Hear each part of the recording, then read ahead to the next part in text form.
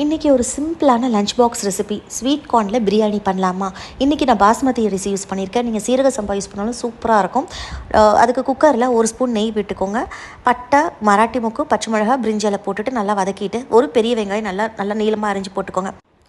வெங்காயம் நல்லா வதங்கி வந்ததுக்கப்புறம் நம்ம புதினா எடுத்து வச்சுருக்க புதினா ஒரு கை போட்டுக்கோங்க. போட்டு ஒரு ஸ்பூன் இஞ்சி பூண்டு பேஸ்ட்டு அதையும் நல்லா வதக்கினதுக்கப்புறம் ஒரு ஸ்பூன் தயிர் ஆட் பண்ணிக்கோங்க. தயிர் போடுறதுனால நல்லா உங்களுக்கு சாஃப்டாக வரும் பிரியாணி. ஸோ போட்டுட்டு நல்லா வதக்கினதுக்கப்புறம் ஸ்வீட் கார்ன் எவ்வளோ தேவையோ போட்டுக்கோங்க. இது கூட நீங்கள் என்ன வெஜிடபிள்ஸ் வேணாலும் ஆட் பண்ணலாம். பட் ட்ரஸ்ட் மீ, நீங்கள் ஸ்வீட் கார்ன் மட்டும் போட்டு செஞ்சீங்கன்னா குழந்தைங்க ரொம்ப விரும்பி சாப்பிடுவாங்க. நல்லா ஸ்வீட் கார்ன் நல்லா வதக்கினதுக்கப்புறம் இதில் ஒரே பொருள் தாங்க, பிரியாணி மசாலா.